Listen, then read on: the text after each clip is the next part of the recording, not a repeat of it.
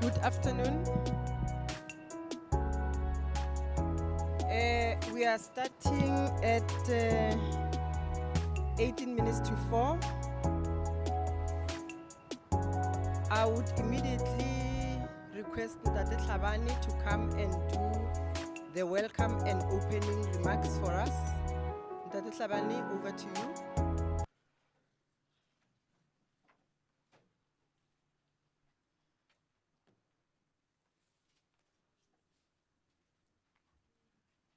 Thank you, Doc. Thank you to our chair. Colleagues, good afternoon, and welcome to Commission 5. You are aware that the morning part consumed the greater part of the day, and we have reporting back to do tomorrow, and the reporting back will not happen on anything that happened at plenary, but will have to come from the work that we are doing in commissions. A lot of faces that are in here are quite familiar and familiar with this space here. So I would not take much, Chair. These are the experts. We are looking at you to assist us to put our plan together as basic education. And thank you very much for agreeing to come and assist us. I think the minister indicated that one new concept that came out of the minister's speech is we're looking for thinking partners.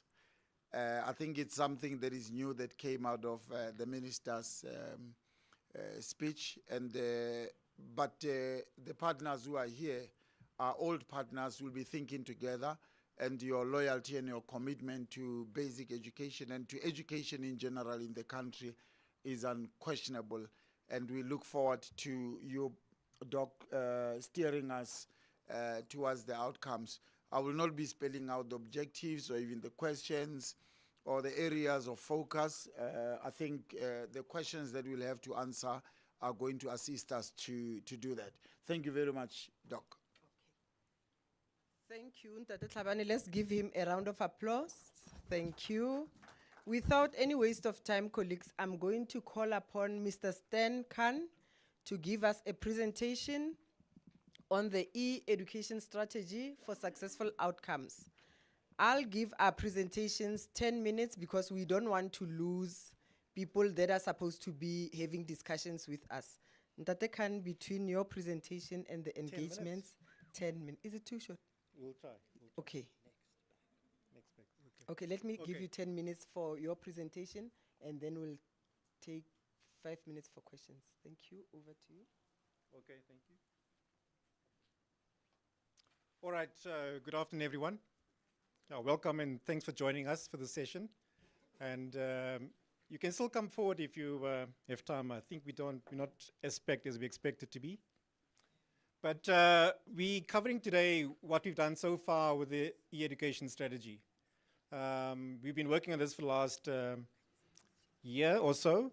And thanks to the British Council, there's been helping the last couple of months with enhancing what we've done so far. So we've come on board to help the DBE to just improve what they've done so far. So we're not going to be very long, going to be very quick, but we've been asked to follow a brief. We're not giving you the full presentation on what the strategy is about, but we're just giving you an overview and answering the questions that's in the brief, in the agenda.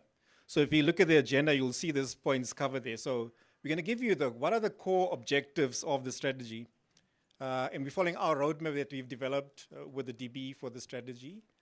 The big question you wanted to know is what is the global trends that we followed in crafting the strategy. We're looking at inclusivity, which is a big theme for the conference, for the Lekgotla so far, and we're covering that a little bit. Teachers are extremely important. That's the glue that keeps things together, that moves things forward. And emerging technologies links up to the trends, so we'll link those two together for you.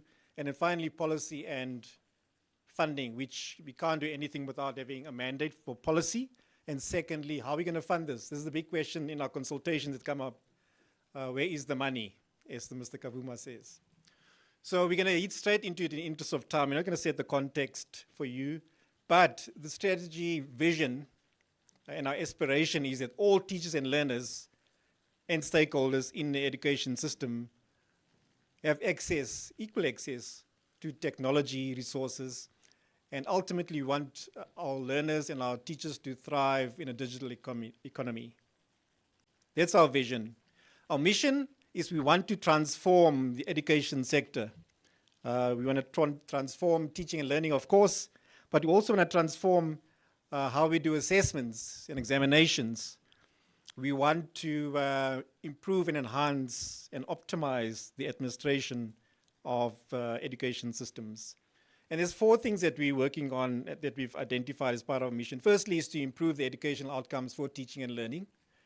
Secondly is to enhance operational efficiency in assessments and in the administration.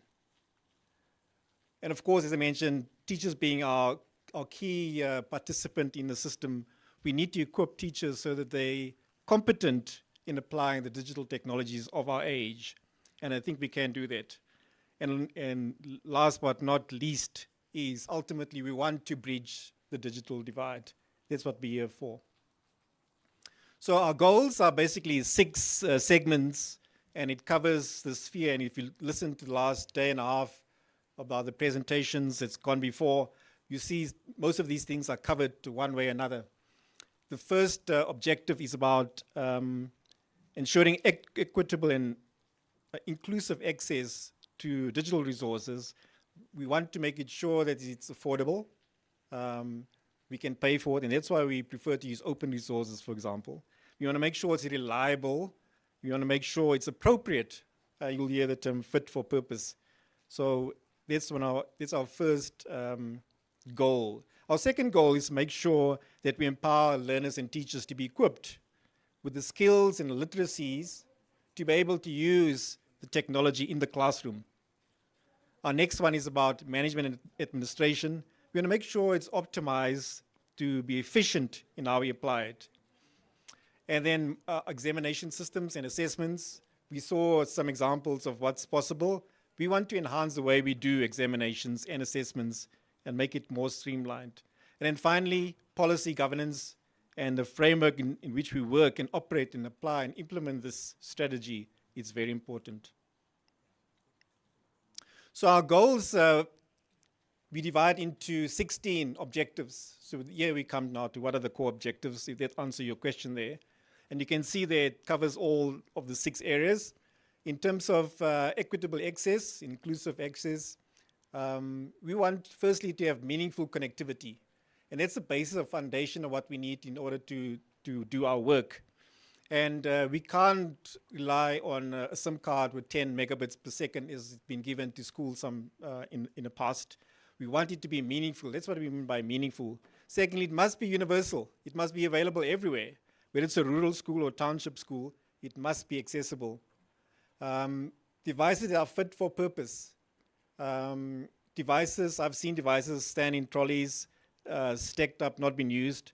We want to have a situation that those devices are robust, it's not stolen easily, and all the other problems we know we have with these devices, too small, and learners actually not using it in the classroom. And of course, we need to have the platforms that enable us to use the systems, whether it's learner management systems or content management systems. We need to have those systems in place so that we can have access to these systems. Our second one is about content. And of course, here we're focusing on open educational resources. And we want to make sure that we're able to deliver it in an efficient way to our students.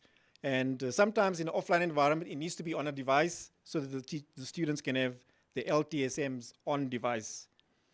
Competency of teachers and skills, not of teachers, but also of learners, that's what it covers there. Teachers, of course, need to have continuous learning opportunities, and students must also have the literacy skills to be able to be effective. In management and administration, talk about modernize already. I'm not going to go too much in that because the interest of time, skip that as well in terms of assessments as well. But in terms of policy and governance, we'll talk a little about the necessary of that in terms of funding and policy. One of the things I'm not going to talk about later, it's about partnerships partnerships is key in how we're going to go forward. We've seen some of our partners like BUSA speak up, and we need to tap into their funding resources. So what are the global trends that we see? I think if you listened to the presentations yesterday and today, we talk about personalized learning. We talk about blending learning, not so much. I'll speak about it now. Immersive experiences. It's not a dream, it's already a reality. If you speak to our colleagues in the Eastern Cape, they already use it in a class and they're testing it. So we'll see how that works out. OER, we talk about that. Literacy, we speak about that. Being data-driven is a key principle in our strategy. We're not listing out the principles today, but in the next time we can do that for you. Let's talk about blended learning. We all come from a traditional classroom learning environment and the models that we've been using there. We know it very well, and that's what we'll continue to do even in the next 5 years. However, there is an ideal situation, and we've seen some online classes at online schools even in South Africa, and we've seen some problems with it, but there are others that are successful. But what we envisage for our strategy is a blended approach, where in class, students and teachers have access to online resources, and they actually start to make use of that online resources. Inclusivity. 5 minutes. Inclusivity, we talked about meaningful connectivity. I'm not going to go into this. We kind of touch that. We just break the objectives into more detail. But inclusivity, in terms of our implementation, we worked out that we're going to implement in phases. In first phase one is laying the foundation, laying the groundwork. Then we start to integrate and expand. And finally, we want to sustain and transform education systems. But in terms of that initial focus, we want and we plan to focus on the most needy schools. So we prioritize inclusivity. So the role of teachers are in those two areas. I touched on that before, so I'm going to skip in the interest of time. The role of teachers depend on policy, guidelines, and frameworks, and I think there is enough of there. Teachers can probably say we have enough, but we still need to refine it and amend it for the changes that we see, emerging technologies firstly, but also the priorities of government change, and those have to be taken into account. So UNESCO talk about their frameworks and competencies, so I'm not going to talk about that, but the strategies do talk about those things. So the role of the teachers, we heard about pre-service and in-service training this morning. So suffice to say, in this strategy, it's covered there, so let's not focus too much on it. One of the things that we want to do, though, is to give the teachers a platform, online platform, that they can start doing their continuous training work. So there's a summary of the role of teachers. If you had more time, we can speak about that, but let's move on. Emerging technologies, again, I'm not going to spend too much time on that. We all know what the technologies are. Just to be sure that we are covering most, if not all of it, but we want to make it flexible and adaptable. We're not picking any particular technology, but we open and we anticipate what is coming. There's some more, about mobile learning. We've heard about it this morning, so I'm not going to touch too much on that. My time is almost up. Policy and funding, this is extremely important. We need to formulate the policies, but one thing that I can say about the most important one, though, is the e-education white paper. Is 20 years old or more.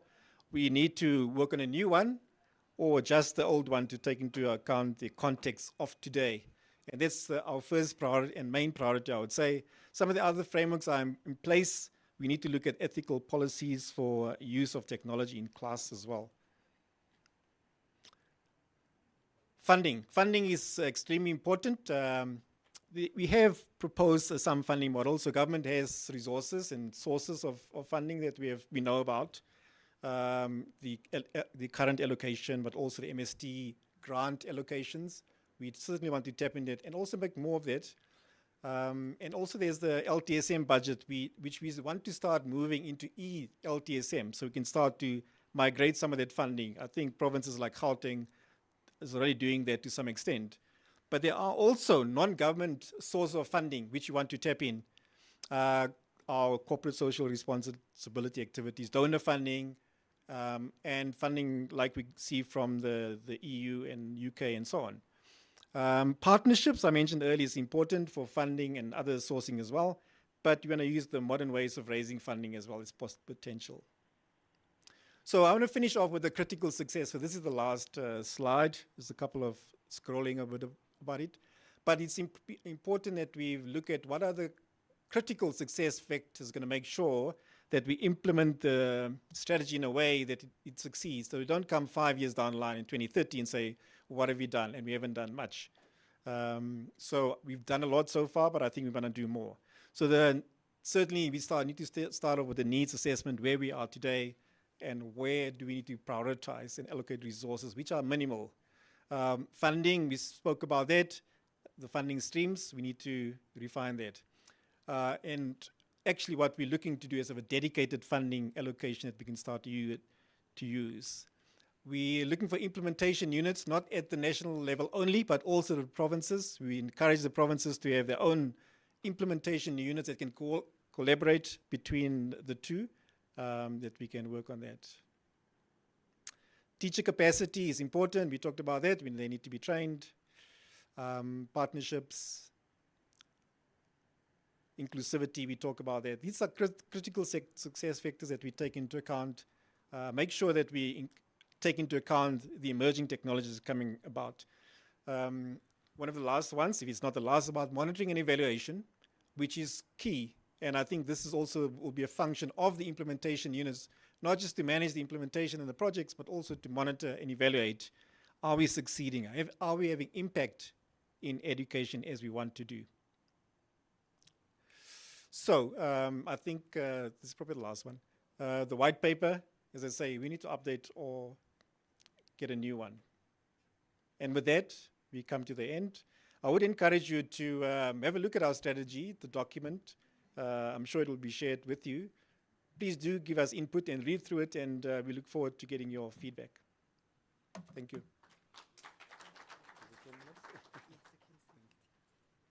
Thank you very much, Mr. Khan, for your great presentation. Can we kindly give him a round of applause, colleagues? Thank you.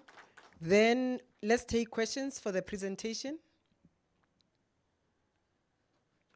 Questions for Mr. Khan's presentation. Let me note hands. I will give numbers. 1, 2, 3, 4. In that order, 4, 5. Before I take you, colleagues, let me introduce our sign language specialist, Kimme Kanyisa. Thank you, colleagues. In that order, colleagues, do you can move it? Yeah. Yes, you can start. Do we have a roving mic? Yes, thank you. And of course, good afternoon, colleagues. And of course, thank you, Mr. Khan, in terms of your presentation on the strategy. I just wanted to find out that, of course, all these proposals are sound, but don't you think that, of course, the first issue would be to address the digital infrastructure in rural schools to ensure that, of course, we do first ensure that we close in on the digital divide, or the gap rather, so that we're able to have proper internet infrastructure in the school, so that all these proposals that we're implementing are going to be able to be receptive to the environment that's there, instead of ensuring that we're going to have to deal back with another infrastructure problem. Thank you. Thank you. Mr. Khan, let's take the 5 questions and then you respond. Number 2 was somewhere here. Yes, sir. Thank you.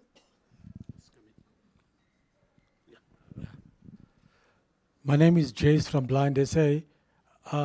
Firstly, I just wanted to take it that when you talked of inclusivity, that blind and partially sighted learners and educators would be included as part of that inclusiveness, and that all the accessibility needs would then be incorporated into the rollout plan.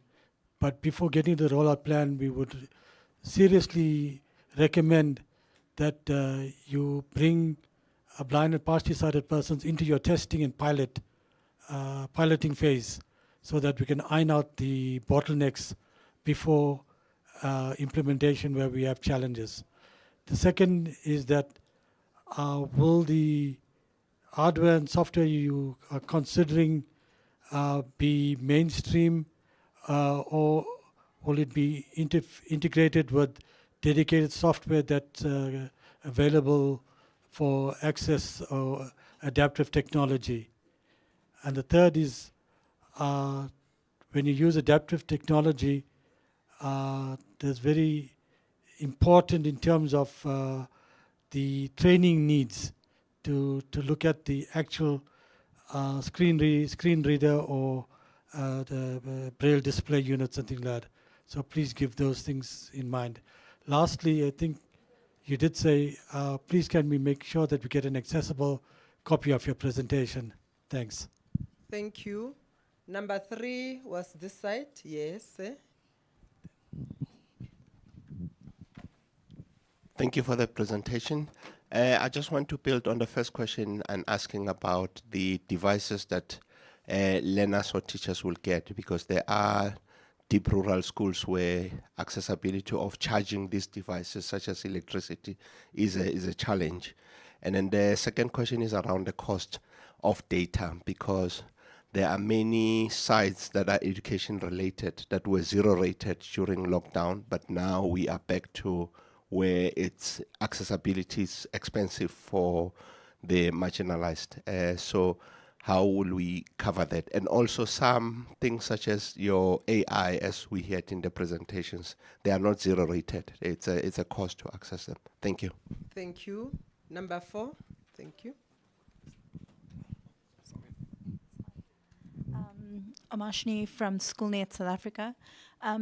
Being familiar with a number of policies and frameworks of the DBE over the last very long while, the e-learning strategy, I think, is missing a focus on teacher competency, and I think it's included there as digital competency, but in one of your slides it seems to align to digital literacy, and there's a vast difference between teaching with digital and digital learning and digital literacy, because literacy is just about being able to use a computer, but being able to use a computer for teaching and learning is a different question altogether. And I think for the last 20 years we've been battling with that particular thing around ICT integration, and now this e-learning strategy on the face seemingly takes us back a couple of steps in terms of now going back to literacy, which is not a focus in the teaching and learning section. So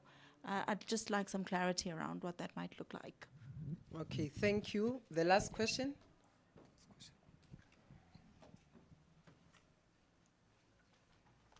In the interest of time, colleagues, I would allow those 5 questions. Thank you so much, ma'am. My name is Luto, Kota from the Eastern Cape. I think from the last time, my first part is just to commend, I think, the team that have been working on the strategy thus far. From the time that we probably were consulted sometime last year, I do note some great improvements in terms of how it has been packaged and probably give it direction. And I think DBE would know this has been something that we've been crying about in terms of not having a clear guide. So I think this will take us forward as a department with regards to pushing this agenda of e-education within our provinces. Mine would just be to check on that part of the funding model. I see the options that we have there.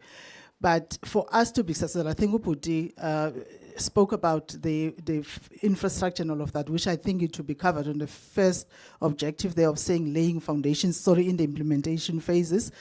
That will have to do with laying that infrastructure and all of that. But I think if that kind of budget that has to be identified, they will not be ring-fenced in any way possible. There's so many ways of doing that.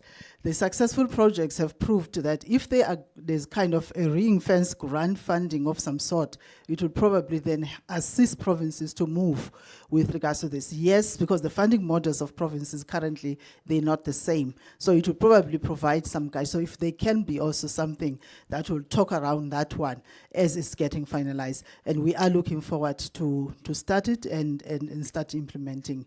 Thank you so much. Thank you. You can take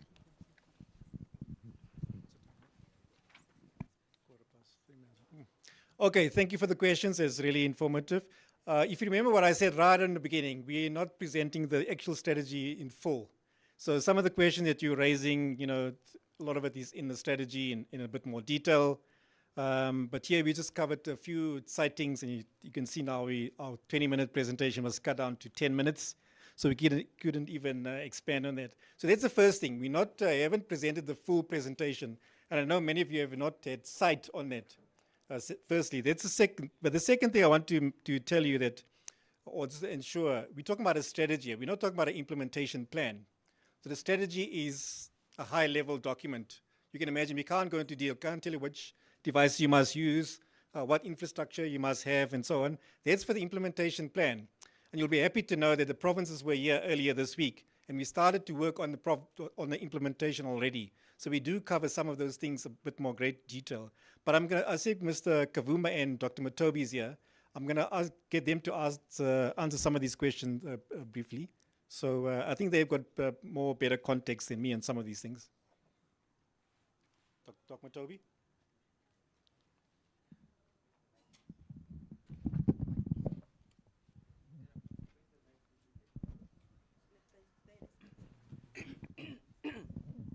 Yeah, thank you, colleagues. Yeah, maybe there was a question around data. Colleagues, remember that and I know that maybe in 2022, because if you're talking about zero rating, it's actually been done by the mobile network operators, your Vodacom, your MTN, your Cell C, you name them. Now, what is happening is in 2022, when they were selling the spectrum, if you read the ITA, they talked about zero rating educational platforms. But let me give you a background. During COVID, when you zero rated, there were other companies in the country. They've said our website is free. When you open for them to actually, when you open it for learners to access our websites, then we had pornographic sites. People were abusing our zero rating, our data and other things. That is why these mobile network operators, when they look at the traffic on their platform, they said no. So some of the sites were closed. So now we've got a policy where we're saying all the government websites and all the partners' websites where they're actually offering us educational content. For now, the process started. If you go to the ICASA website, there are forms, especially for private companies, where you can actually apply, and then your site will be zero rated. It's a process that is happening. But again, in terms of data, I know that they're giving actually us maybe it's not enough. And we'll define what we want, especially in terms of the new obligations. So if you check, for now what they're doing is, if you apply, they will give you 2 gig of data. If you check, you will apply, they will give you 2 gig of data. But it's limited for now. So as we crisscross with the new obligations, as education, we'll submit our, how we want to see connectivity being rolled out in the country. So in terms of connectivity, yes, the sites for now, they are open to be zero rated. But remember, the mobile network operators, they make money through streaming. It means you cannot stream content. If you want to stream, it means it's something that you're not going to be able to do. What you'll access is your paper behind glass, like your normal PDF documents, or maybe you can download a video. But if you want to stream, they're not going to allow that. So it's something that we need to take into consideration. Mr. Kavuma, there are other questions, so I'll jump in once you have answered some of the questions. Thank you. Chair, can I speak to the slide, because then it would be easier. Can you go to the slide of prioritization? No, prioritization, I think, is the very first slides.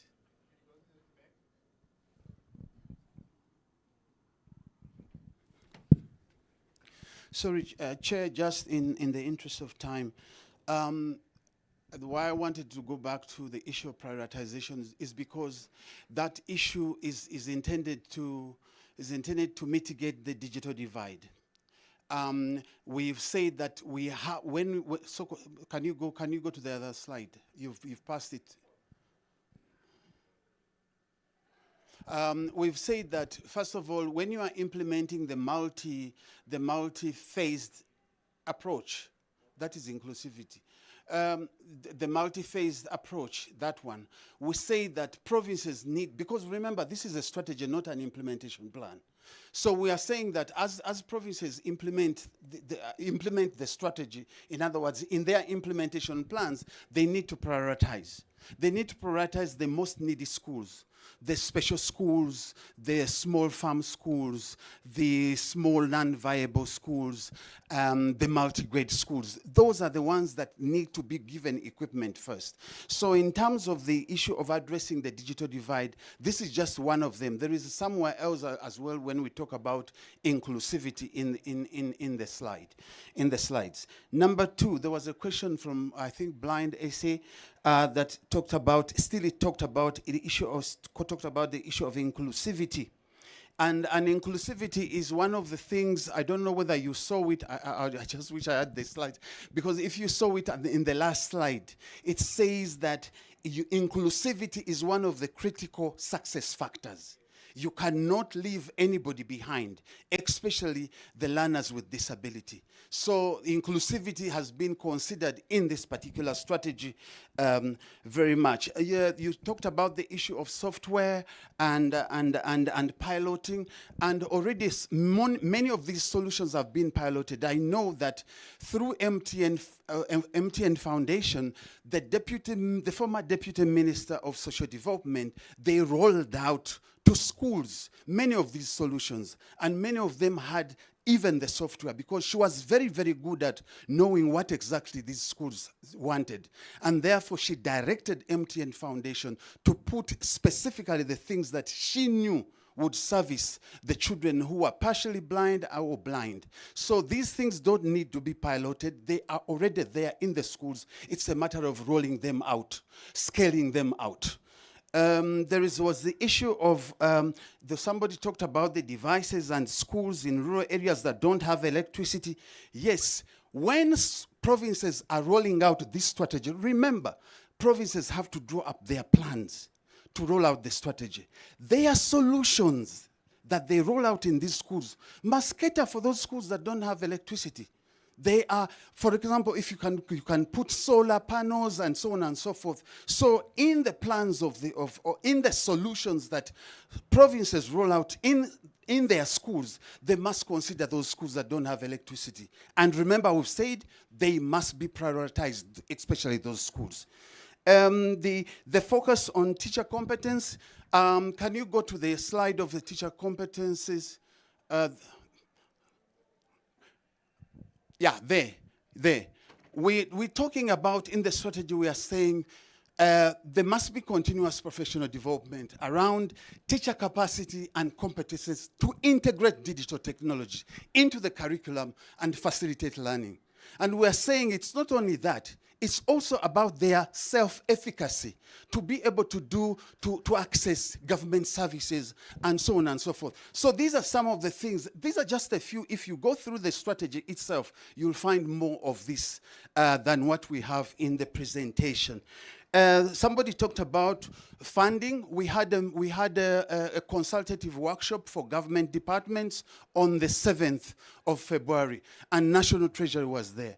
And we had a discussion to say, how do we then have funding that is kind of reinforced? And what they suggest is try to strengthen the MST strategy.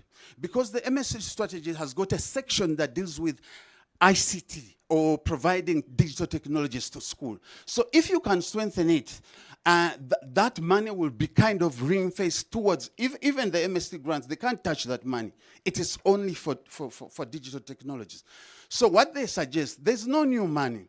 Why don't you just strengthen what exists so that eventually you can be able to roll out? I think that's it. Thanks.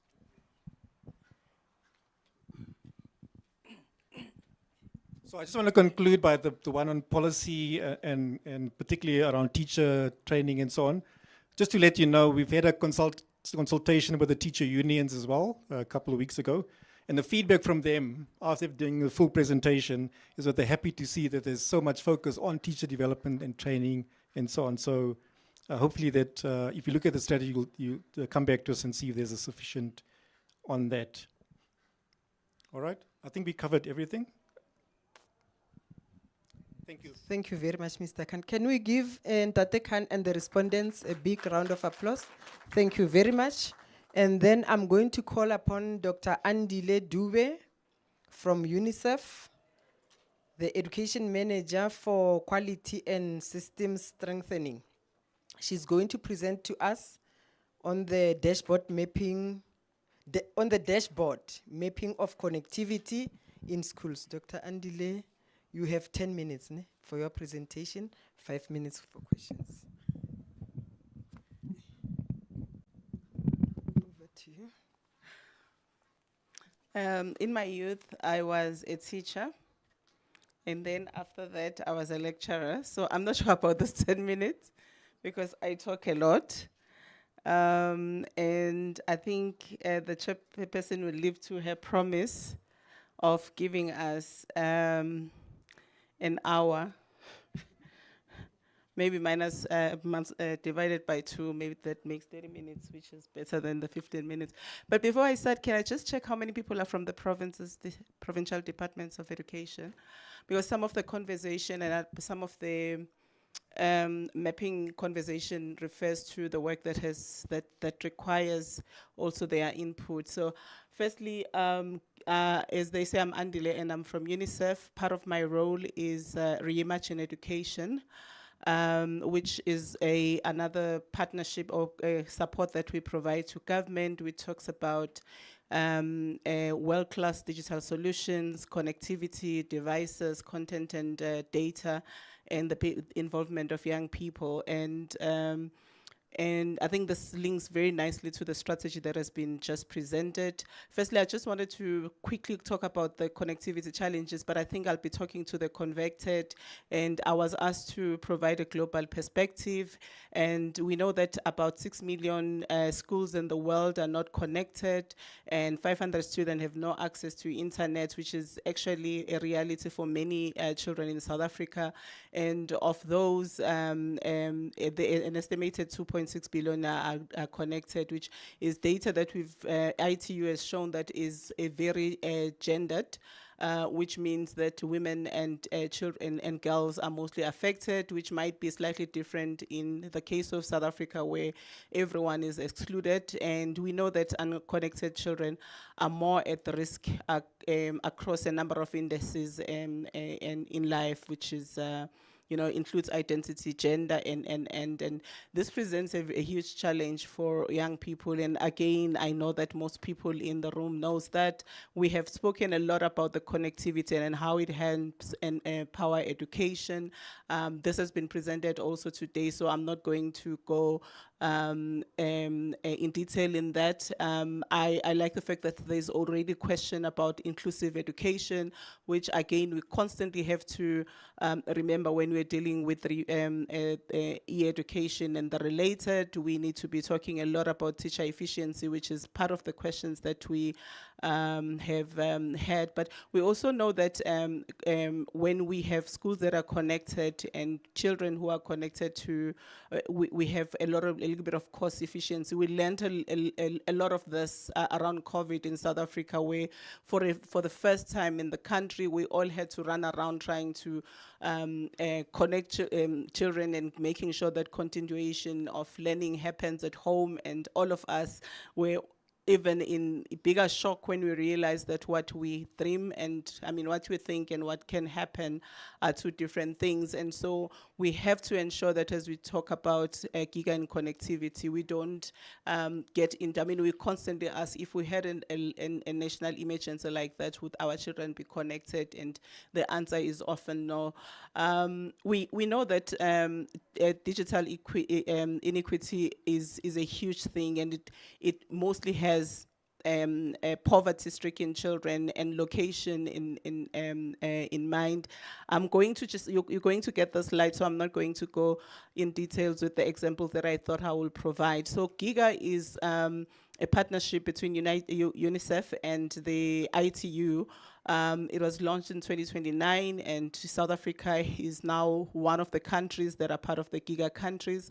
And the aim of the project is to support countries to connect every child to internet and every young person to information, opportunity, and choice. I'm including young person here because with connectivity and education, we're not only talking about the under 18s, we have to think about what happens as soon as they leave schooling.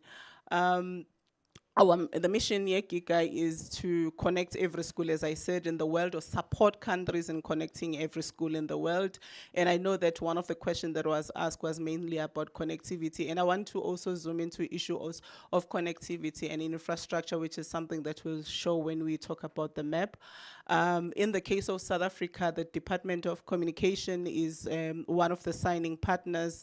They've signed a letter of interest, which has been very good for the engagement, because a Department of Education has a responsibility, but communication also has a responsibility. Currently, there are 34 countries in GIGA, and we are one of those countries that are already part of the mapped countries. And how does it work? Firstly, GIGA looks at the map of the location. I think one of our biggest challenges in South Africa is we often talk about a number of schools that were not connected, but we actually do not know the strength of the connectivity, whether it's adequate for teaching and learning, or it's just for administrative purposes. Then GIGA begins to look at a connection and monitor the connectivity status in real time. So if we have the real-time app, a monitoring app in that school, it will track what the monitoring, the connectivity looks like. And in some countries, they've been modeled the infrastructure investment needed for school connectivity, which is also part of the whole value chain around connectivity. In some countries, it has included supporting governments to build the right layer and financing to pay for connectivity. So looking at what it costs, what are other funds that are available in the system that can support the school, and to help governments to contract for connectivity in schools. In some countries, we have had UNICEF as an ITU has assisted those countries to even go to the level of defining what procurement looks like. How do you procure at scale? How does a country office put together the terms of reference to do all of those things? Currently, the map has about 2.1 schools in South Africa. All schools have been put on the map, and I'm going to go to the map, and that is quite an important one to talk about. I'm really being threatened here. I've got 5 minutes. I'm distracted, so I'm not going to talk about a whole lot of issues with map. Maybe let me just go to the actual map, and then I can go back to some of the models that have been used in the country. You can look at the global perspective when you have the presentation, because I think I'm not going to be able to cover everything in 5 minutes. But what is great with the model, it analyzes school connectivity, electricity supply, and distance from some of the infrastructure. We know that some of the schools that are located, that are connected by our through obligations, are largely located in areas that do not have infrastructure, and sometimes connectivity for those companies may mean that they're just giving the schools a tablet, which is not necessarily what contributes to sustainability and long-term learning. I want to go to maybe let me just go to the actual map. I can go back to the presentation. Maybe the way we are in South Africa, we've had high level engagement. Department of Basic Education signed the letter of interest, I think in 2023, and DCDT has just signed a letter of interest, which has always also been great for the intervention, because it's the new political heads that are looking at the program and signing towards that. And in 2023, South Africa was part of the market assessment, and that has also been quite great in helping us with with Giga. I actually want to go to the map. Sorry. Please, can you help me with the click? Oh, I have to use it like this.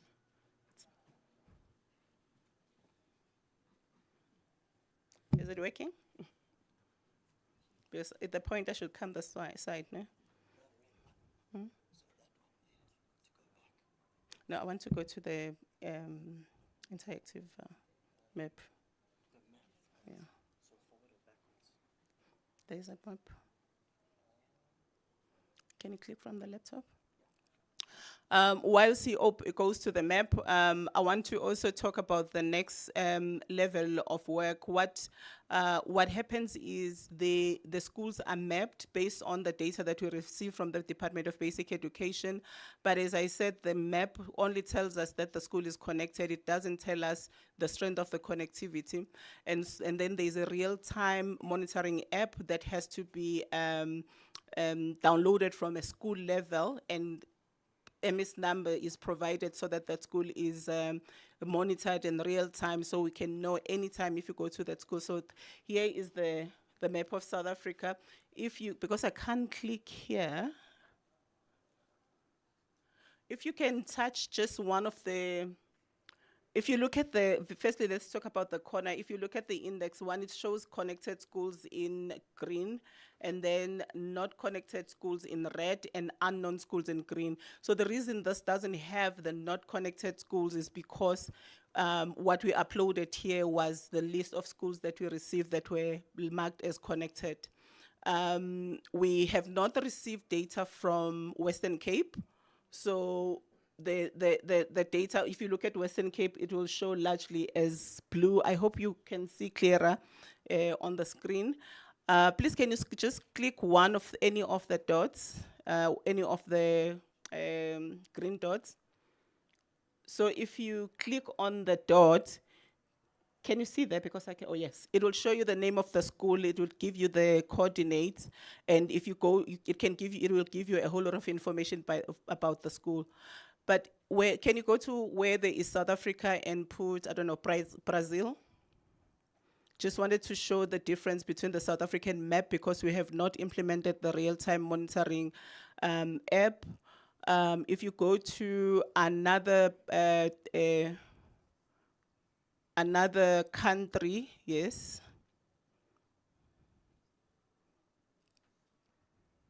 So if you go to Brazil, for an example, it shows you both the status of connectivity and the average download speed. Can you see on the two? Yeah. So it will show, once the South African one has had the real-time monitoring app, it can show the average download speed per school.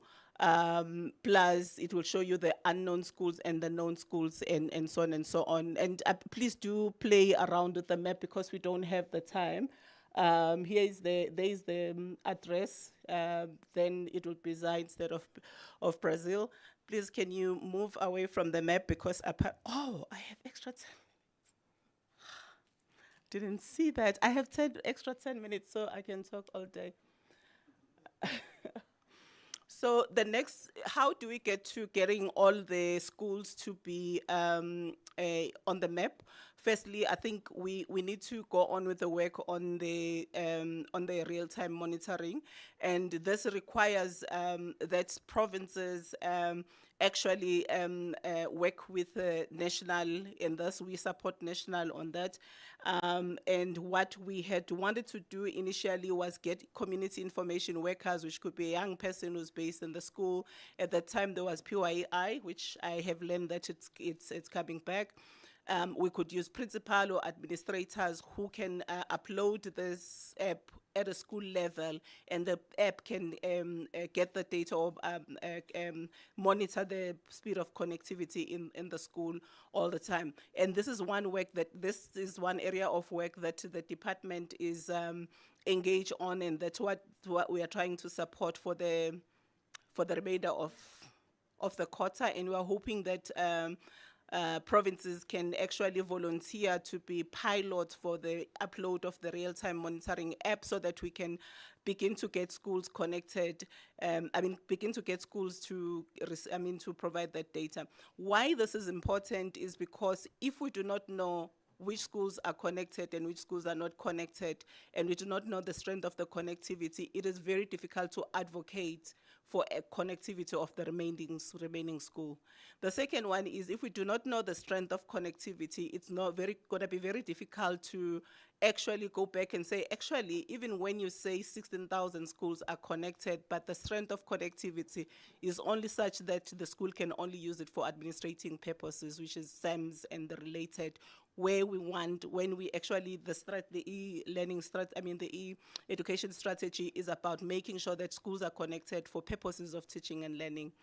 And I'm not going to talk about the connectivity credit because this is one of the interventions that is still in progress, and I think perhaps this can be taken on in the next conversation. I've spoken about the community information workers, which can be a young person, this can be a teacher in the school, the principal, the administrator, and this is just basically to make sure that this is connected. This cannot be done on a cell phone because if you move with your cell phone, the real-time monitoring app is going to upload information or is going to track connectivity of wherever you are. So for an example, if you have your school tablet here, it will upload that information, then the school will look like it's very connected when actually it's a movable device.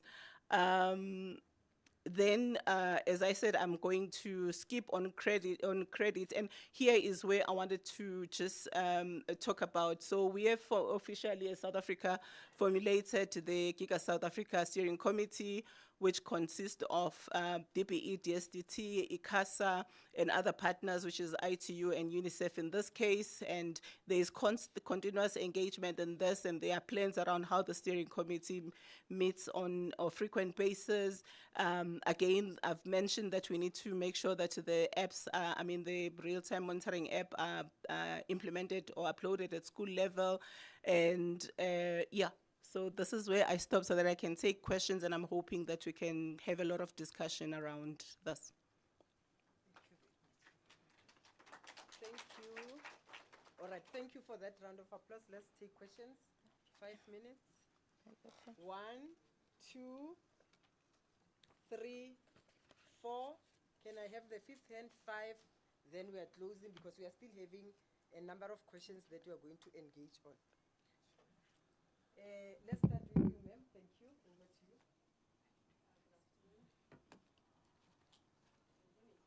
No. No? No. All right, I have a teacher voice. I don't know if this will work. It's not working. All right, can you hear me? Yep. All right, my name is Soso from the MTN Foundation. So my question, can you hear me? My question is, now, is this app available for us to really install in our own lab deployments and installations? For instance, if we have a school within, I'm going to use the Eastern Cape as an example. If we have a school in the Eastern Cape that is not part of this map, and we want to actually install this app so that we can be able to actually check in real time if they're still connected or not. Is this app available for anyone who wants to do that? Or do we need to partner with Giga in a certain sense? Thank you.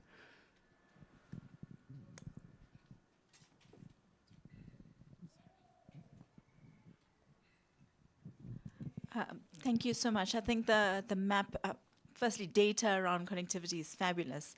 The question I have is, are we tracking also the degree of connectivity as well as, so for example, when I say degree of connectivity, so what type of connectivity firstly? Is it satellite? Is it LTE? Is it whatever it is? And the second is, when you talk about connectivity, is it connectivity for the whole school or is it the admin block? So what are we talking about when we say school is connected?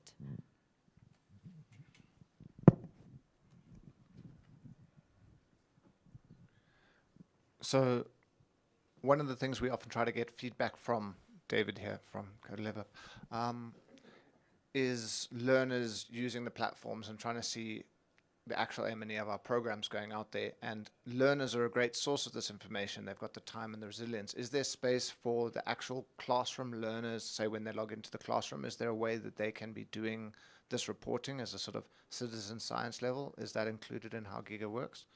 I might have missed it.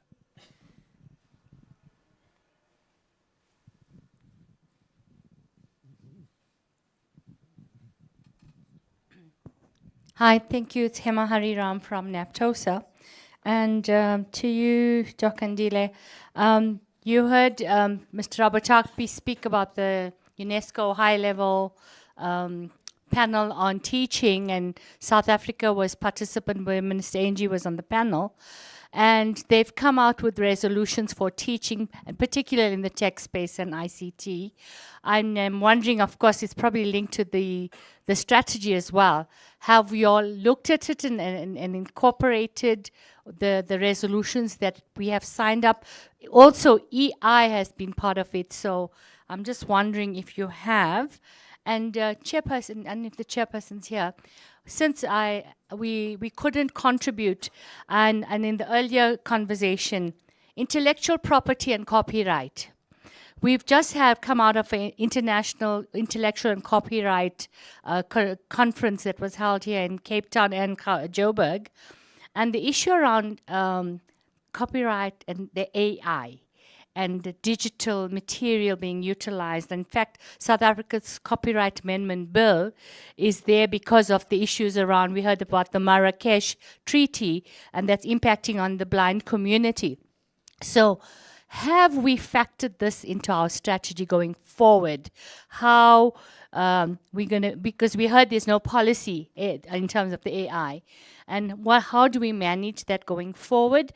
There are people who are seasoned, maybe we can get their names from EI and the WIPO so that we can work with them. There are people in our country that can help with copyright as well as the intellectual property as far as education is concerned. But going forward, if our president signs the bill, then education would be exempt on a lot of access for digital information. So as groupings and collectives, we're asking that you join that call for the president to sign. And lastly, on the safety of use of AI in schools, how or what plans are in place to manage ethical and safe use of AIs? Because children are sharp, they're developing stuff, young teachers, old teachers who have learned the skill. Who is monitoring and validating that in our South African schools? Thank you.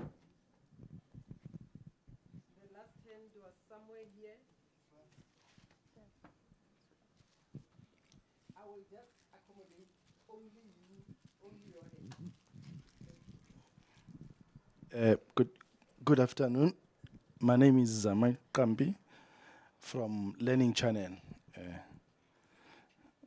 From the days back, William Smith until now. My question is, organizations like us has got content which they have been providing the department and everyone throughout. So is on cloud now. I wanted to know maybe if eventually we can be able to use and put it in your app free of charge so that they can be utilized by the schools. But secondly, some townships like Soweto now, they have the fiber has been put. What are the chances of maybe we assist in terms of, because soon Soweto will have Wi-Fi and other townships, what are the chances of that making sure that as soon as this app is up, it can be linked to each and every township school? The last one is that have you tried to link character education in the app? The reason why I'm saying is that we have just designed a movie, like a movie of AMA 2000 living their best life in terms of correcting what is happening in our country. Teenagers getting pregnant early and all those things. So what we've realized is that most of the schools there is no character education infused as part of life orientation or as part of education. So the kids, they tend to see what is happening in Nyobeni, pens down and all those things. This app, does it have a room to infuse character education? And lastly, have you thought of using AI and animation as part of digital innovation? Thank you very much.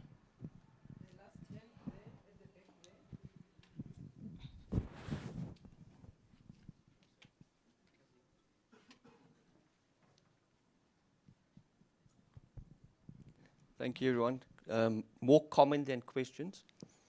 So first of all, I think there needs to be, in the strategy itself, common understanding of certain terms. I think, Stan, you mentioned the word blended learning. It has many various connotations for different folk, and unless we agree what we mean when we say that, it could be multiple different meanings to other people. So it is whatever we say it is, but I think that needs to be a collective definition thereof. It appears as if the greatest challenge that we are facing is time. So time is our currency. And the reason why we want to embark upon a different type of teaching and learning approach is to win back or to gain time in its efficiency.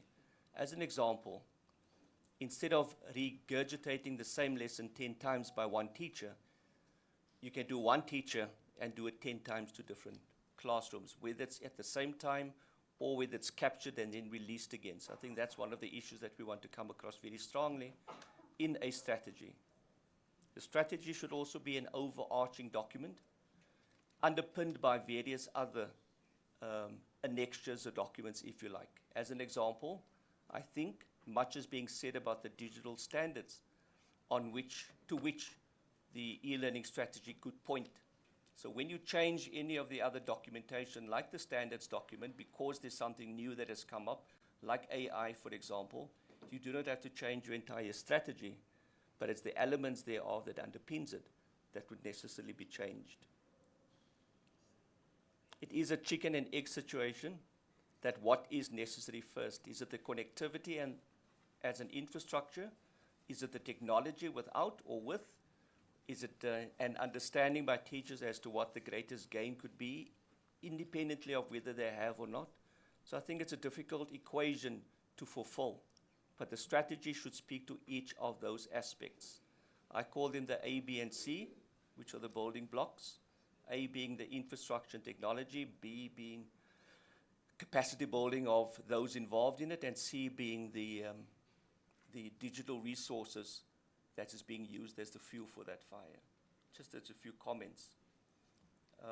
I think that the document itself is long in taking already, that it would probably not have the most recent elements as artificial intelligence necessarily built into it. And it's not just for teaching purposes, but also for corporate use within the school environment itself. And then one of the comments that was made was that WCD has not provided its data. It has. It just needs to be recorded and tracked because we have given the GPS coordinates as well as the speed of the connectivity and the depth and the breadth of an interconnectivity at those schools as a case in point. Thank you.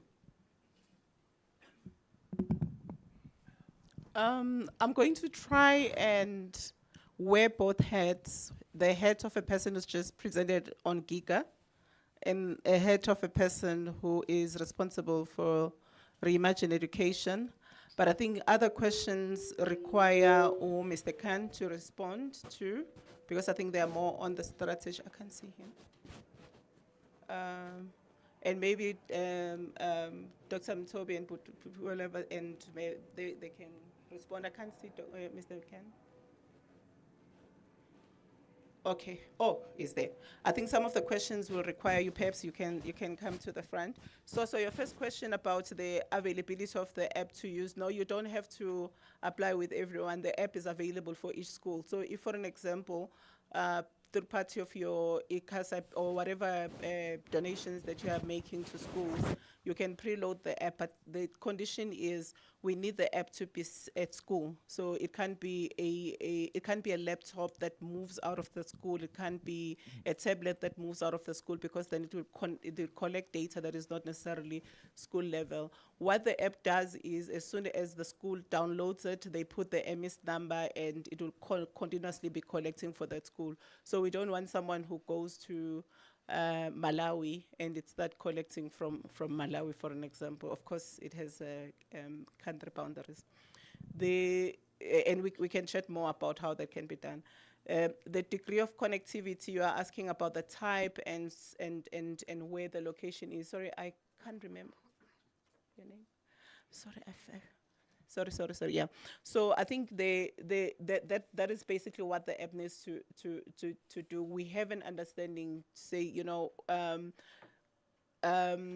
the strength of the connectivity and the type of connectivity is quite important, and so it collects those.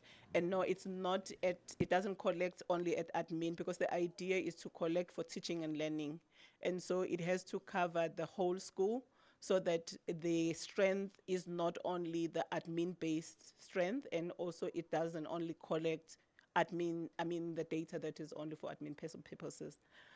So some schools choose to put it in their labs, and some schools choose laptops or computers that are in different classrooms, and it defines the radius of the school as well, so that it can nicely connect in the whole school. David was asking about using platforms and citizen science for citizen science level. You see, once the app is uploaded at school level, it will collect the data. So the learners or any other person does not have to constantly collect that data. It monitors real time. If for some reason there is load shedding or there's no electricity, and once the electricity is on and whatever device that is being used is on, it will collect the data. So that's how it's currently structured. And again, the fear with using some of different devices, if your learner has their own device, like my son who carries his phone even when he's told not to, he may collect data when he's also somewhere else. Tema, yes, we in all of the programs that we do, we use the okay, you'll tell it. We use the international and national as an instrument and frameworks, and as you can imagine, UNESCO is our sister agency, and the work that we do, we've got a mandate to make sure that we work together, and the resolution apply to everyone, not necessarily people who were there, and not only programs that were there. On the issue of IP and copyright, it's a huge issue. I mean, my other hat is on open education resources, and we all know what, I mean, most of us who would work in that space, we know the importance of using OER, we know issues around copyright, we know what will actually ensure access for all levels of the system, and children who are from quintile 1, 2, and 3 without having to pay additional. And so when we support some of the programs, we do consider whether programs or books or material is open education resources. Zama, I think the questions that you are asking are largely not around Giga, but more about platforms, perhaps. I mean, I'm even tempted to say talk to Soso. But UNICEF also supports the DPE through what is called the Learning Passport, which is a platform where you upload material. I know that the DPE is working on a lot of work around the cloud, and so different platforms that are for content will make that live, but this is not necessarily for content or for resources. It is mainly to just monitor connectivity so that we are able to advocate, and we are able to communicate the extent to which schools in South Africa are connected, and in the extent to which the strategy can be live. Because, I mean, I'm coming to the question about the APC, because, I mean, no matter how great the resource and material, if connectivity is an issue, some children are left behind. And all of that, I mean, the issue around life orientation and character building, I think it falls into that whole component of content more than it falls under infrastructure and connectivity and school connectivity. Then the question about, sorry, I didn't get your name, sir. Sorry? Mr. Walker, I would rather call you your name. Just now you'll call me KZN. So the issues of strategy, I think, is going to take care of the strategy. But I think just thinking about strategies internationally, you have to have the balance. You have to think about the ABCs because we don't have the time anymore. We can't do the other at the extent of the other. Of course, we know that without connectivity and technology, even if the teacher is capacitated, they are unable to use to use those platforms. And so I think when we look at the strategies, we try to ensure that whilst we are talking about ensuring that all children are in environments that are connected and that have access to technology, we have to have a whole lot of conversation about teacher capacity building. For an example, in the past few years, we've been supporting the department in a program that they've been doing in teacher training center, ensuring that those teacher training centers are connected and that teachers are capacitated. But we also know that they might be going to schools that do not have that same connectivity. So I think the strategy should consider those. But I think the definitions and the time issues are very important issues that you are raising. But I think the colleagues from the strategy side can also address how that is covered in the strategy. Thank you. And maybe we should start with Mr. Walker there at the back. So we did talk about definitions previously in our consultation with you. We did taking note of your concerns about that. So yeah, the definitions of what blended learning is and as opposed to something like hybrid learning, we know what it means. And in the definition, I think in the glossary of the strategy, you'll probably see a definition that we've adjusted. And essentially, blended basically means it's all still in person. And so teachers still have, they do the normal teaching, but they have access to online resources in the classroom. Hybrid is something different. It's a mix of blended and online learning, not necessarily in person. But we take your point in having those particular definitions correct. And we've done quite a bit of work in terms of the referencing in a document and so on. I just want to talk about also what your point about including linking the digital guidelines now, the standards become guidelines, linking that with the strategy. In fact, we had a session in our focus group workshop with the provinces, and all the provinces were here earlier this week, here at this place. And so that's one of the things that we ended off. How does the digital guidelines align with the strategy? And certainly that's one of the key components of the guidelines. But other documents like the frameworks and the policies, we have either reference in our document or it will be attachments and addendums. So we're certainly looking at exactly what you're saying. A point about OERs, I just want to talk about, so what, as you say, this is a strategy. The strategy is not going to say exactly what you, it's not going to be prescriptive, and this is what you must do. We're only going to say, you'll see we advocate for OERs.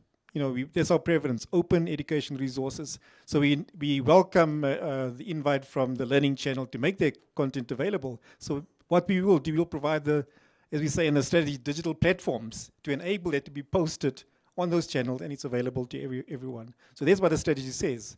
And then in terms of connectivity, maybe just to add, we're not saying what type of networks it should be and so on. What we are saying is two things. Firstly, we say it should be meaningful, and secondly, say it must be universal. And so then we unpack in the implementation plan, what does that mean? And the DB will come up with something is under their mandate, and they'll put that into the implementation plan. But the provinces are responsible for your own implementations, and you will then define what does the strategy mean for you and your provinces. Is anything that I missed that I didn't cover in terms of strategy? I apologize because I know Giga, so I was actually typing away. I didn't listen in the first.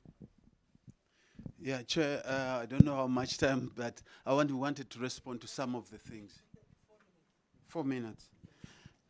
Just very quickly, I will respond to maybe Mr. Walker. We have the definition of blended learning in the strategy on page 10 of the strategy, and that gives the reader or the user an idea as to exactly what do we mean, what is our meaning of, there might be other meanings, but for us in the strategy, this is our meaning. Okay, yeah, that's the one thing. Also, another thing, Mr. Walker, you talked about the issue of what is it that you roll out first, connectivity. I think for me that is the question that I would be asking provinces, because you are the implementers. You know what you are going to implement, but for us, what we would like to see is that you roll out an end-to-end solution, not just content and then walk away, or connectivity and walk away. It must be an end-to-end solution with connectivity, devices, because if you give me connectivity without a device, how am I going to use the connectivity? So everything must be there. That's what we are saying. Whatever you roll out first, that's your business. But we want an end-to-end solution. There was somebody who talked about content.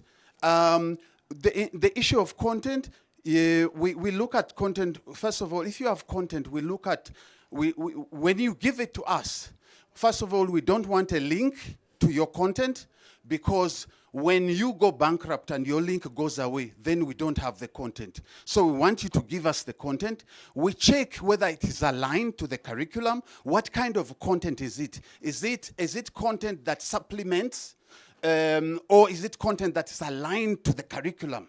So we need to know that. We need to know the copyrights of your content, because at the same time you might come back tomorrow and say you are given. There was a company that gave us content, but then came back later on to say no. You have to collect the content from all the provinces. I have retracted my offer. So we need to have those copyrights and agreements around that content. Yeah, the alignment. We also need to know how is it screened. Was it screened? So that we determine whether the curriculum specialists must look at it to see whether it is useful to them or it is just content. So that is very important. Chair, is it 4 minutes? Yeah, there was a question from Hema in terms of the resolutions, of the UNESCO. So as we work with provinces to deal with their implementation plans, we'll infuse all the resolutions, because you need to take care of what has been discussed and what has been agreed upon. And again, what you have said, we'll advocate for the signing of the, you talked about something, so maybe share with us more information so that we can support the call, especially as DBE, and see how we can actually maybe work together, especially with labor, because it is important for us to work with labor, especially in terms of the strategy and even in terms of the implementation plan. So thank you. Over to you, Chair. I was hoping you will respond to the issue of Western Cape and the data, but I'm just going to say quickly, we're very excited that the data is now available. I'm hoping that it is with the DPE, but at the time of my conversation, I hadn't received the data. But as soon as the data is received, the next steps will be to upload it and to code it as it will be coded. I mean, to do whatever quality checks and code it. But apologies if you thought I had the data. Yeah, okay, thank you. Yeah, maybe as DB, let's apologize to Western Cape. We've got data, and then, so we'll share it with UNICEF, and then it will be updated on the platform. Thank you. Thank you very much, colleagues. I'm handing back to the chairperson. We need to get into the next stage. We have to prepare a report that we are going to take back to plenary. We left with exactly 1 hour, and I'm very happy with the way the chairperson managed time, because we agree that from 5 o'clock to 6 o'clock, we'll be working on that. However, what is important is that can you look at the document written Commission 5? I think you've got about 3 documents in front of you. the one written Commission 5.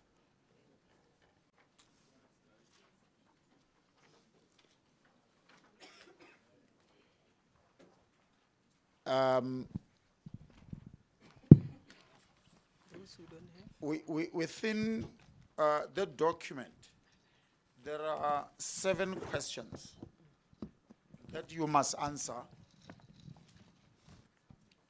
It's commission questions. Those 7 questions you must answer. But if you go through those questions, you'll realize that they're speaking to what we've just been talking to right now. So the chairperson will take us into the next stage. So the questions that you have, we will still receive, but now we're transitioning into a stage where you're not asking questions, you must provide answers that you must go and tell to the plenary.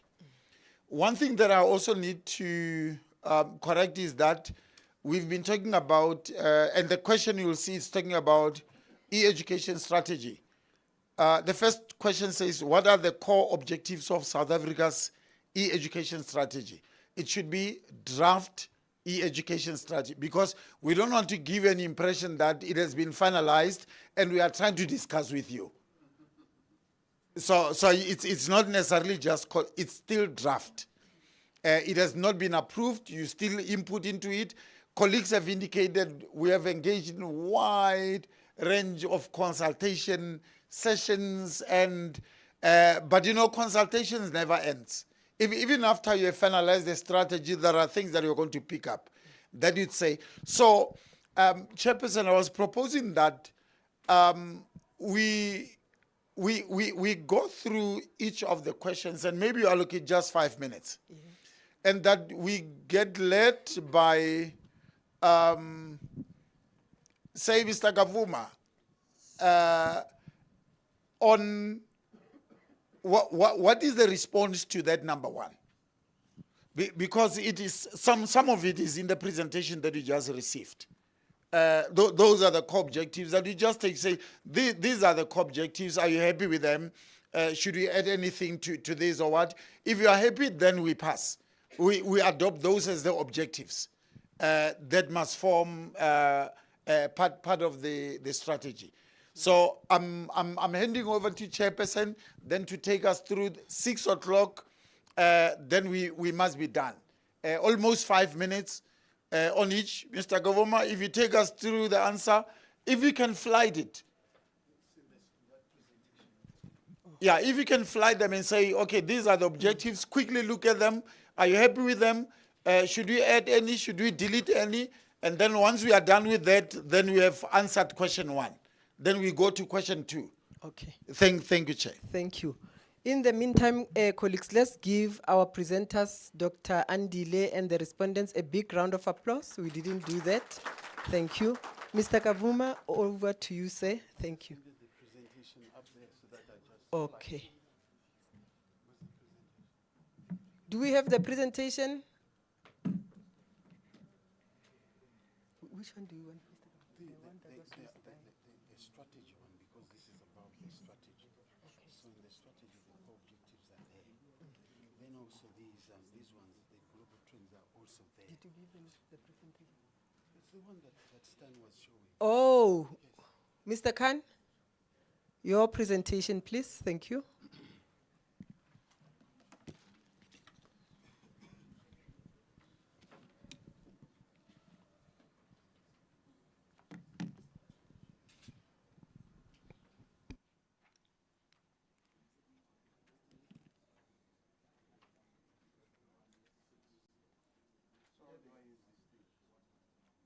Which slide do you need? I want the next slide, because those are not core objectives, those are goals. Mr. Khan, can I kindly request that you operate the presentation for him because you know it? Thank you. Yes. Okay. Can you go to the next slide, please? Yes. These are the core objectives. The core objectives are, for example, in accessible and equitable inclusion, equitable and inclusion access. That is a goal.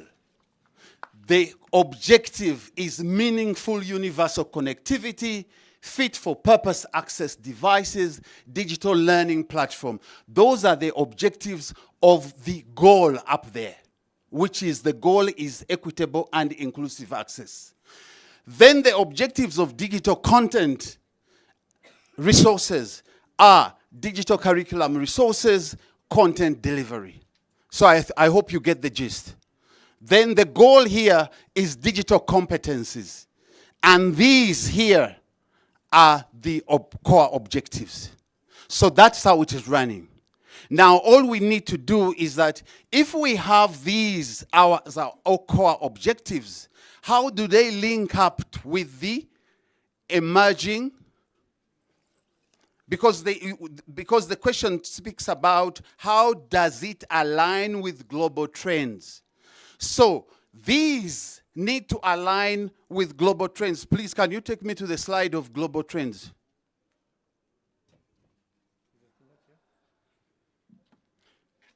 Right. So the core objectives that we've shown you, how do they align with this? That's what we need to be responding to. Because these are the global trends, that is personalized learning, blended learning, you have immersive learning experiences, open education resources, digital literacy. Of course, digital literacy will go with the objectives of in digital competencies. Then open education resources will go with the objectives that are found in digital content.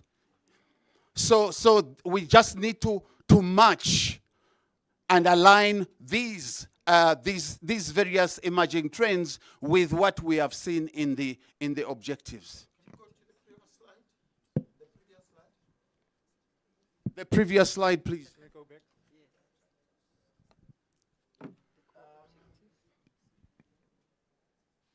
think there was a comment from the floor with regard to digital competencies. To say we mustn't call them digital competencies. What is the proposal? Can I just, obviously in the presentation we don't write everything we... Mustn't call them digital literacy. You are fine with digital competencies. Yeah. There is a difference between the competencies and literacy. Yeah, it's different, yeah. It's basically skills and literacy and so on. Yeah. Yeah, I just want to make a comment that if you read our full, obviously it's a presentation, we don't show the whole text. But if you read there about what we're saying about digital competencies, empower learners and teachers with digital competency in pedagogy and cognitive abilities to enhance self-efficacy in the use of digital technology. There's the wording in a document. So of course when you present, you got it. I'm waiting. So I was talking. May I speak? Yes, please, go ahead. Chairperson and Mr. Stabani, last week we were at the competency framework, the terminology engagement. And ultimately the decision was to look at common terms across the system. And if you were not there by the time we had decided, everybody was unanimous that the term competency needs to be removed because of the negative connotation it has linked to OBE, etc. So I don't know from the digital space if that's a common terminology used internationally, etc. Then maybe when you're doing your glossary or something, it needs to be clarified in that context, because we were surprised. Academics from across the country that were there as well was like, no, it can't be because of the negative connotation. I should also mention that it's covered quite well in the digital guidelines document where we talk about digital competency and so on. Yeah. It's quite broad concept. No, it's fine. I think we've spent 5 minutes. I think in general they are accepted. I think in general they're accepted, and I think the explanation that is coming through is that the document is more explicit than the presentation. And yeah, colleagues will continue to engage with them. But in principle, I think they are okay. They cover almost all the areas that needs to be covered.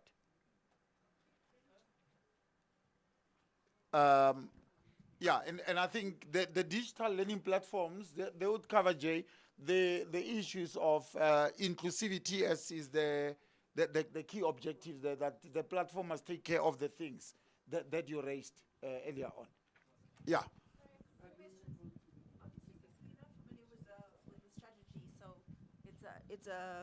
We're asking blind questions, obviously, right? But the question around inclusive access, does it also contain elements about the life cycle of the device and technical support? Yeah. And we do cover that in the document. the other question. Speak into the mic.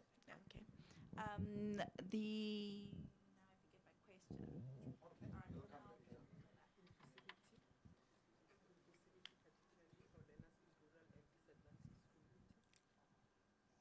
Yeah, we're talking about inclusivity. You'll see we talk about, look at one, two, for example.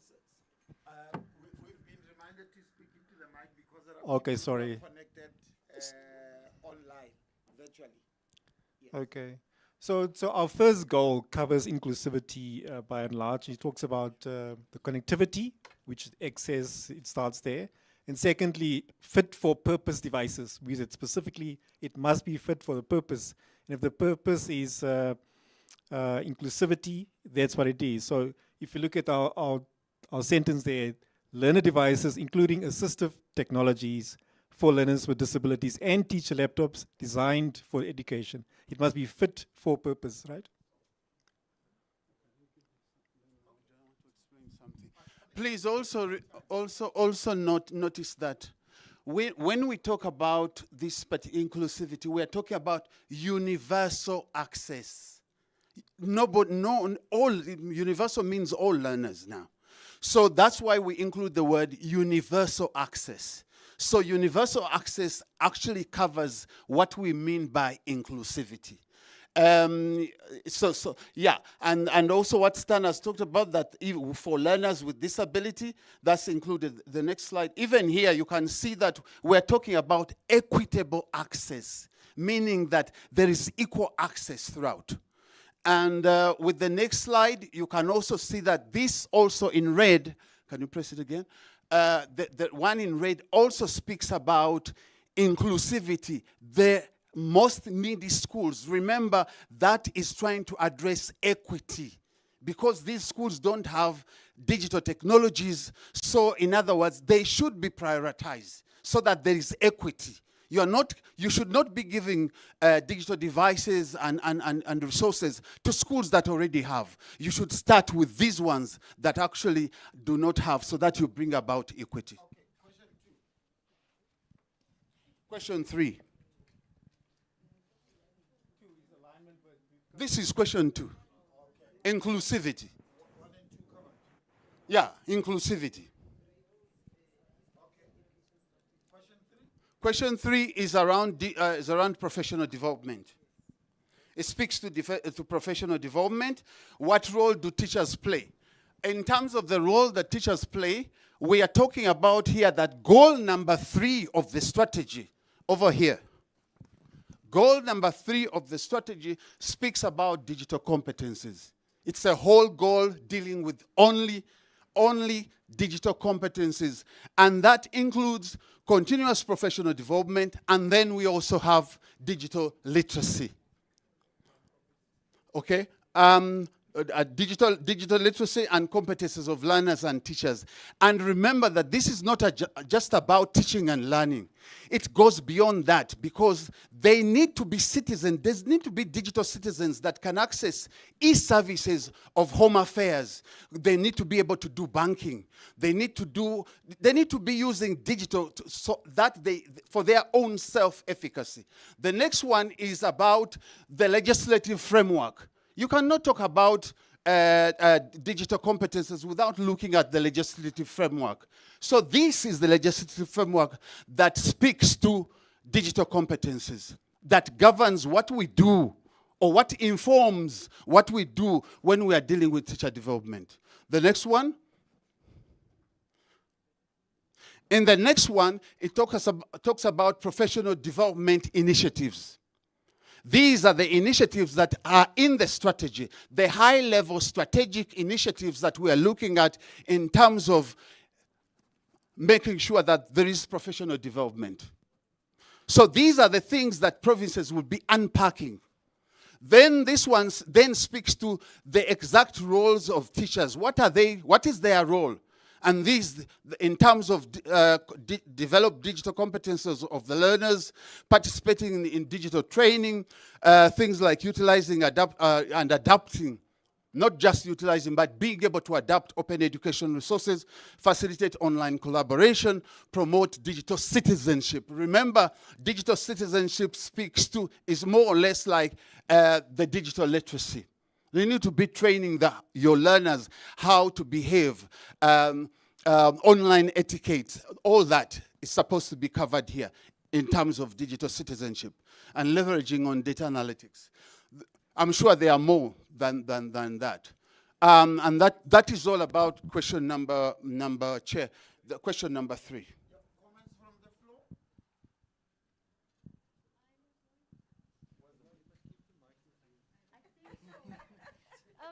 I'm just wondering, in the context of the Labour's presentation, which was that, I mean, the themes were given by DBE when they invited Labour to speak, and comments made about putting out programs and initiatives and projects without, nowhere we speak about funding and how we're going to sustain the programs.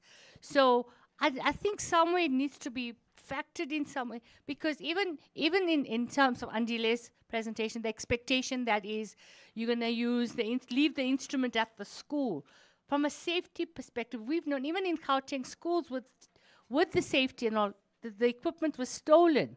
So I don't know if we just putting blinkers on and just carrying on doing this as a compliance, or are we really serious in making sure this is going to be unpacked? Because I think the finance, you're saying schools must do, or provinces must do stuff. Provinces are under administration. Is there an alternate source in terms of where funding is going to come to make this a reality? It must happen, but we need to actually look at who's going to help fund it going forward, not just to initiate, but to sustain it as well.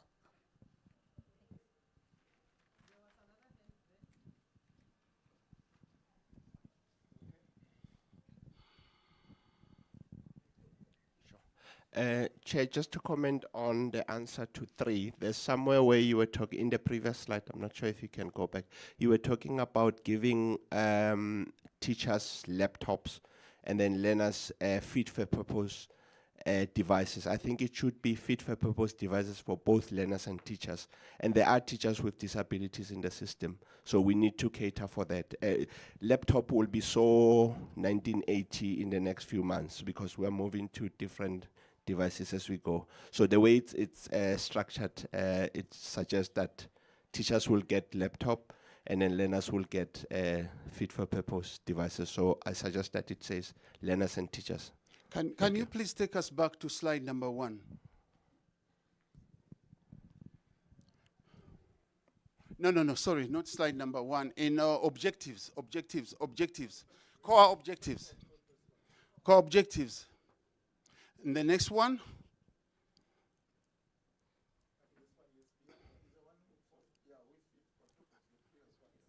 That's fit for purpose. Now, I don't know where is it mentioned that teachers will get laptops?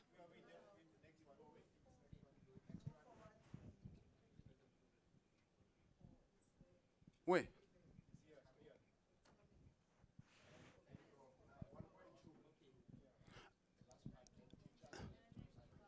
Where is it? 1.2. Ensure learners and inclusive assistive technology for learners with disability. That's a mistake. It's not teacher laptops. That's a mistake. It has to come out. We don't decide what teachers will get. And even the program itself will not be run by us. We have to have unions in there. They have to decide what their teachers want, what kind of program it would be. Is it a subsidized program? Is it just giving free? It's not our decision. We are just saying that the teachers must have, they must have what we call a tool of the trade. A digital tool of the trade. That's it. So the word laptop will be removed. But just to add there, this is a high-level part of the strategy. We further unpack this 1.2 into 1.2.1 and 2 and 3 and so on. And under that, we have, for example, teacher laptop program, which is a current program. It's in operation. So we're looking to how you can extend that program. So there's a few other steps below that. So it's a pity that you don't see the full presentation. But Mr. Kavuma said, up there we say it's fit for purpose technology. So it's not just laptops. Sorry, it's not just learner devices. David, over to you. Who should I take? Ntate? Thabane or- You can come in because I wanted us to go to number 7. Yes. Because Emma spoke about funding. Yeah.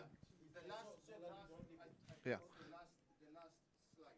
So while we're still on the role of the teachers, I mean, it's the obvious point, but a lot of what the strategy lays out is the capacitation of teachers.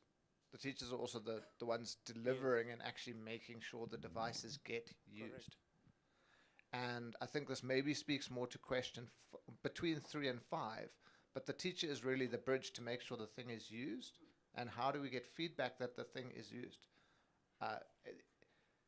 I know we have resource challenges, but I have been to many, many schools with resources where when the lights come on and you realize the resource can be used, the teachers and the learners are delighted. And sometimes we have to take things out of locked storage because we're scared of the devices that are already there. And how does the teacher get incentivized and recognized for using these technologies?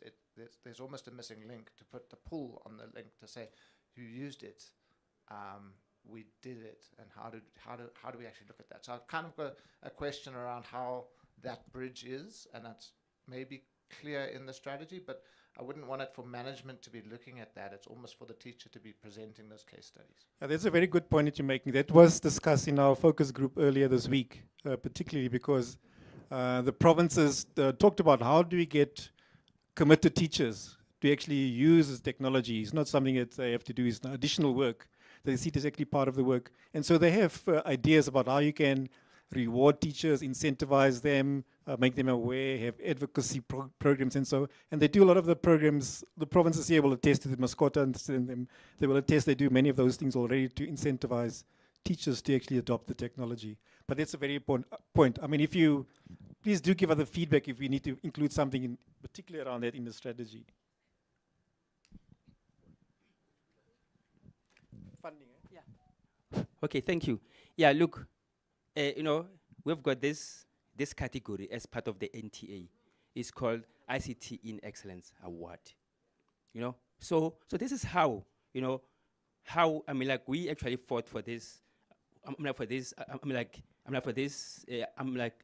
for this category because we wanted to reward teachers, and we are rewarding them on an annual basis. If you check for the last 20 years, you check how many teachers have actually undergone this process. And for now, if you sit in each and every category, ICT is cutting across. You can see teachers actually integrating ICTs into teaching and learning.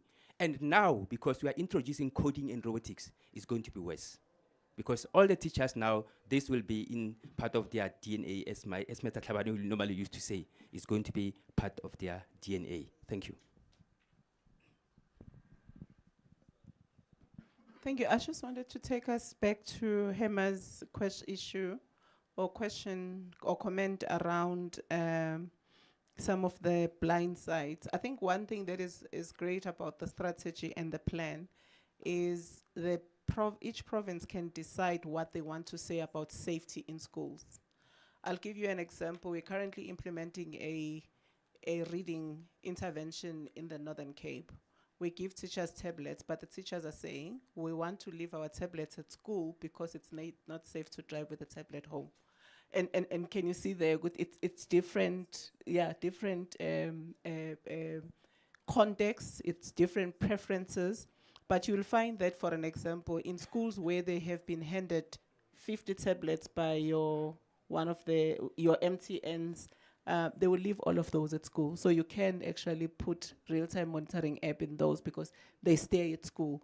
So some of these, when you look at the strategy as an overarching guide versus what the plan will look like, the contextual issues will apply from province to province, from district to district. And so when we provide some of the guidance, we're saying this is the guidance, let's engage on the guidance, but the province will then have to go back to the province and say, based on the strategy, what are the implications for our province and what do you want to see in the province? Mrs. Labani, you wanted to talk about funding? I was saying Hema was asking about funding. I said, let's dispose of question number 7 already. Yeah, okay. Yeah, I was saying Hema was asking about funding, that all these things are beautiful, but is it clear how all these things are going to be funded? And I thought the strategy is speaking to issue of funding. Yeah. Let's cover that. When we engaged with National Treasury on the 7th of this month, they asked us to think creatively because there's no new money. There's no new money. Therefore, we need to think creatively within avenues that we know that probably we could get. For example, at the moment there is CETA. We were with CETA this week. Yeah, this week we were with CETA, and they are developing a transversal contract. They're developing a transversal contract through which it's basically for education, through which provinces can procure. It is kind of trying to make sure that there is streamlined procurement so that we can be able to save some money. These are some of the things, innovative things that needs to be put in place in order to streamline and make use of money economically. So quite a number of things, and these are suggestions that where we could leverage on certain things like LTSM. Why are you buying more books when you already have retrieved 100%? Why don't you use that money to buy digital resources? So these are some of the things that National Treasury advises us on to see if we can create some money that we can put into digital resources. How go? There are so many hands, huh?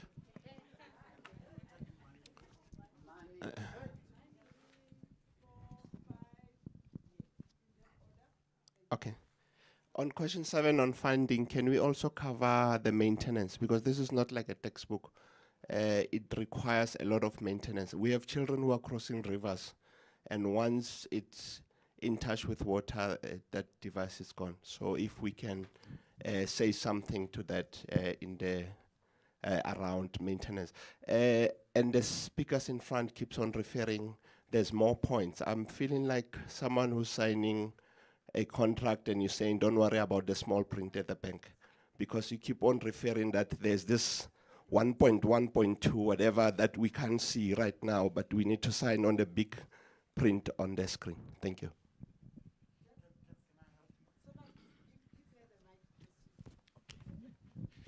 Yeah, colleagues, I said when I opened this session, I said, this is not a session where you ask questions.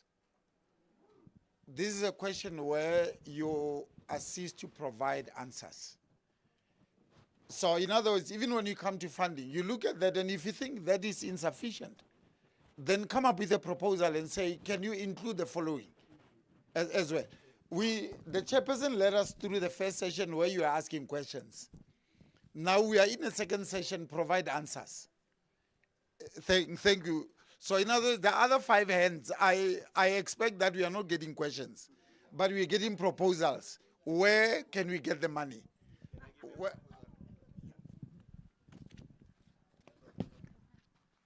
Okay, as part of that proposal, can I suggest the nearby TVETs that are trained on ICT, they also create maintenance hubs where these devices would be assisted. Thank you.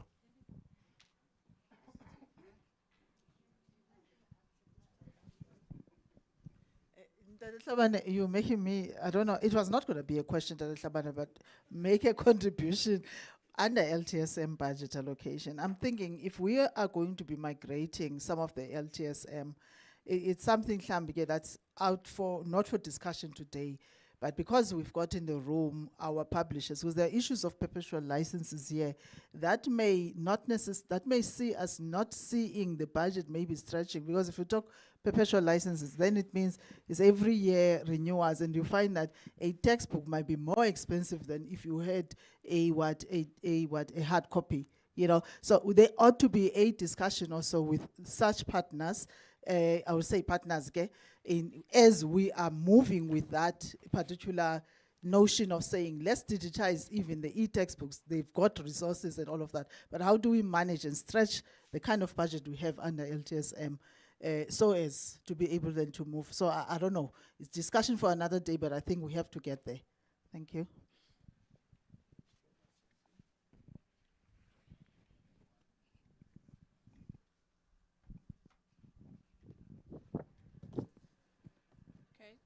Thank you very much. My name is Mpolai Koloko from Sasol Foundation. I thank you, Dr. Chabani, for bringing us back. I think I was a bit confused with the direction that our discussions were taking, because I thought that since the strategy has been presented, we're supposed to be unpacking and responding to the questions. But we were like now running through the points and the answers and not giving us an opportunity to really contribute or unpack what was there. So, and skipping the way 1, 2, and 3 were responded to, I'm sitting here feeling a bit uncomfortable, because I feel that I wasn't given an opportunity to really contribute or the way I'm expected to in a commission. But it was like recapping. The answer is here. Everything is just the way the other guy mentioned. So I wanted to bring that back to the team, to the group here, so that we all feel we are worth staying here and making valuable contributions. Thank you very much.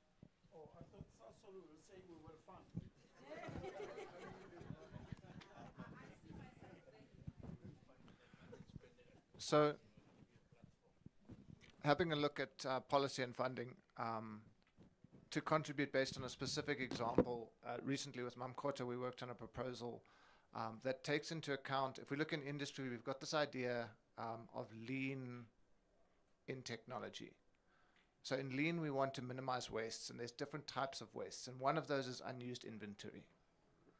And so in that we've got, you can think of this idea that nothing succeeds like success. We need to see what's working, reflect on it, and bring more of it. So if we look at how this proposal was structured, it was to say, how do we take schools and have them show something working?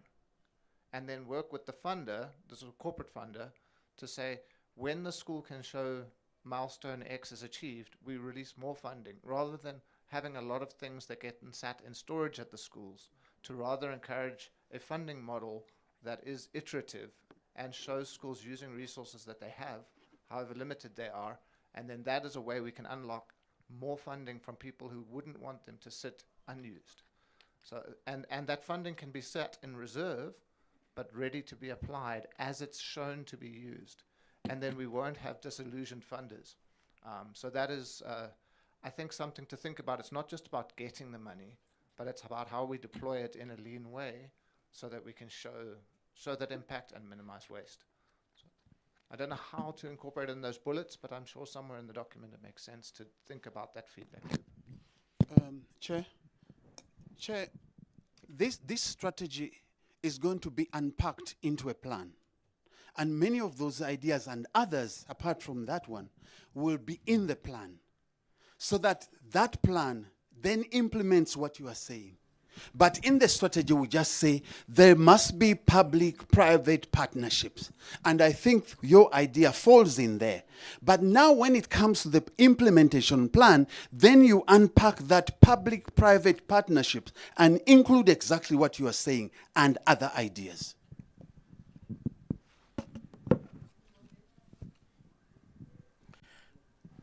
Oh, thank you. Just to elaborate a little bit on the issue on sustainability of the gadgets that we are having currently and those that we are still to buy or to purchase. I would want to give this scenario that when you provide bicycles to learners to travel to minimize issues around transport, you must also make sure that you have a system that will fix those bicycles as and when they break down. I hope I'm trying to make a little bit of sense, because currently we are all out overwhelmed by this whole process. You've got companies that will donate, you've got government that will purchase, but as to how to sustain these gadgets so that they can have the long-lasting, I'm suggesting that we need to create opportunities for electronic mechanics in the system. We need to, as and when we buy, we must also have opportunities that should be created by government, provinces, to have electronic mechanics full-time within our employ, so that as and when these things need to be serviced, they are such. Otherwise, we are continue going to buy and they break, and then we have a problem. It's a continuous cycle, and we'll keep on saying there's no money, there are no resources, but they will be parking somewhere as in a scrapyard of some kind, because we never took into consideration the element of sustainability and the element of recycling them, so that as and when other kids come into the fray, they get the support as well. Thank you. Okay, thank you. There's another hand there, and the second one. Okay, no, sorry. She has been waiting for a very long time. Can we give her a chance? Sorry about that, Omashni. Okay, just a point, and I think it supports David's point around ICTs and the allocations. But the question around ICTs is not only about the device, and as my colleague is now saying, about sustainability. We also need to ensure that when we have an ICT allocation, there is equal amounts, or if not more, in terms of teacher development, in terms of use of that. Because the reason why these devices are left safely in storerooms and strong rooms is because teachers don't know how to use them effectively in the teaching and learning situation. And if we don't have and make provision for teacher development in those spaces, then they're going to continue to be gathering dust, and the allocation that we're making is then wasted expenditure. Thank you. Ma'am at the back and ma'am at the front here. Thank you, Chair. I'm listening to the debates, and I'm also looking at the slide, and I'm seeing more points coming out on funding, and I hear nothing on policy.